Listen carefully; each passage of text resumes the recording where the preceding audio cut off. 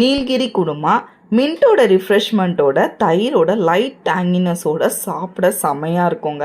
இதுக்கு ப்ரெஷர் குக்கரில் 1 table spoon எண்ணெய், ஆல் ஸ்பைசஸ், 2 நீட்டு வாக்கில் கட் பண்ண வெங்காயம் போட்டு நல்லா வதக்கிக்கோங்க.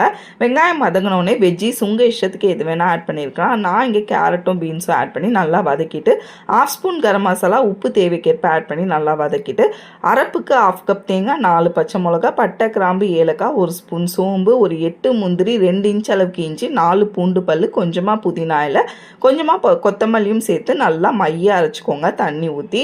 இப்போ இந்த வெஜ்ஜீஸ் எல்லாம் நல்லா வதங்கினோடனே அரப்பையும் இது கூட ஆட் பண்ணி நல்லா மிக்ஸ் பண்ணி கொடுத்துக்கோங்க.